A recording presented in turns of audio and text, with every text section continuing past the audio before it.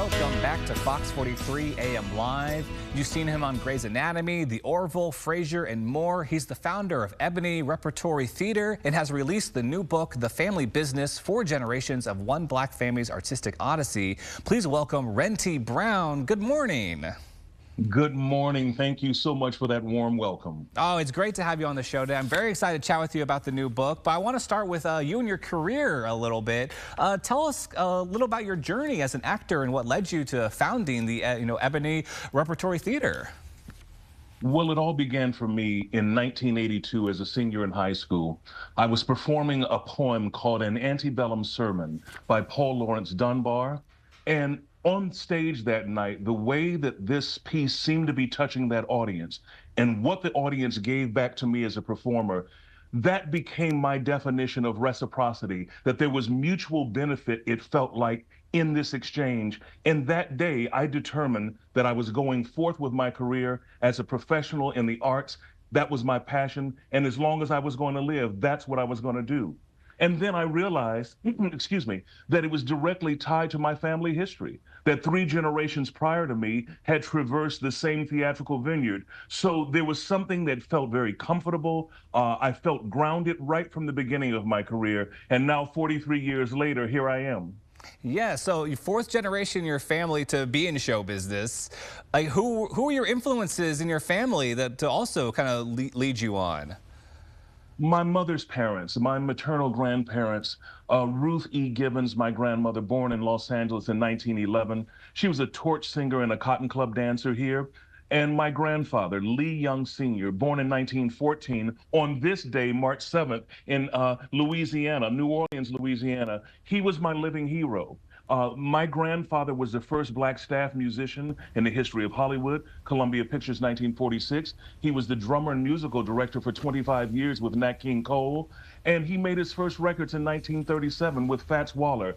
He guided me. He was my absolute rudder. I loved him, and we had an extraordinary relationship. I fell in love with my grandfather at about 10 years old, and he guided me not only regarding things in life, but things very, very specific to show business.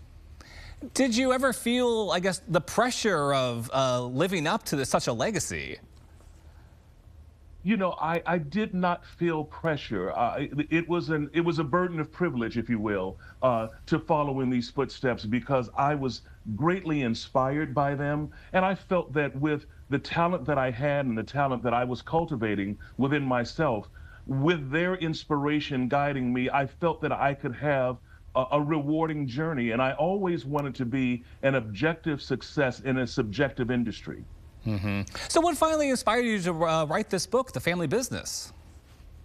I went back and looked at my great-grandfather, Willis Handy Young, who was born in Thibodaux, Louisiana in 1872, and he was a multi-instrumentalist. He was an arranger and composer and a teacher of music, and he taught all 3 of his children to play, my beloved grandfather among them. And so he was the one who had founded the New Orleans Strutters in the aughts of the 20th century, and he carried 22 to 25 men, women, and children on his show, his theatrical troupe called the New Orleans Strutters. And so when I looked back at that history, and I founded the Ebony Repertory Theater, Los Angeles' only African-American professional theater in its history in 2008, I looked at those bookends and said, Dane, there's a story in between these bookends. That's how it came to be.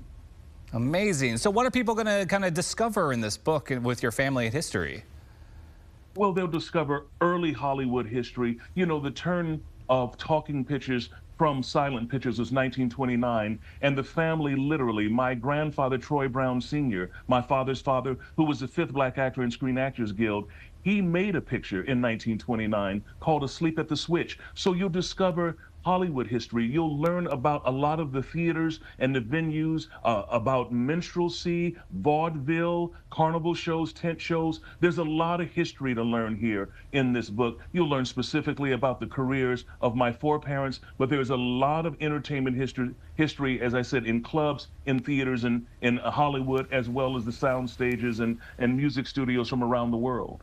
I love that. And you probably already touched upon kind of my next question, but we've mentioned so many kind of notable contributions your family has had on American culture. Can you speak on like the impact you've seen today that they had from the past? Well, I always say that, my foreparents and their generations, if you will, they literally walked through the tall grass on behalf of future generations, not only me specifically, but those colleagues of mine and those who are of a generation before me. These people, they were absolutely the guinea pigs, if you will, in terms of mainstream show business in this country. And we know that our country has had a tumultuous history as it relates to, particularly to the African American image, and they have traveled in a very, very robust way to bring an integrity and a dignity and to take some of the blows that we wouldn't have to take today. And so I see it as an impact in a lot of ways right in contemporary society.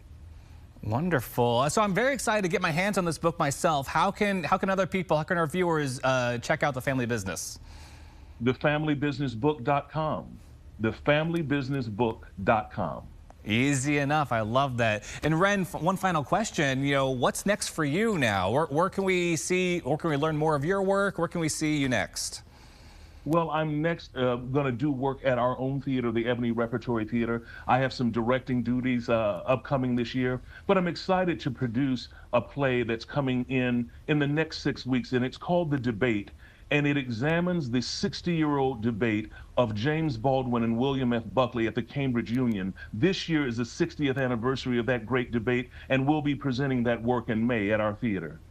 Okay, wonderful. I'm going to, try to check it out. That's great. Well, Wren, thank you so much for joining us this morning. It has been such a pleasure chatting with you today. It has been my honor to talk with you. Thank you for having me. Of course, and everyone, to learn more and remember to get your hands on The Family Business, you can head on over to thefamilybusinessbook.com. Wren, thank you again. Thank you so much.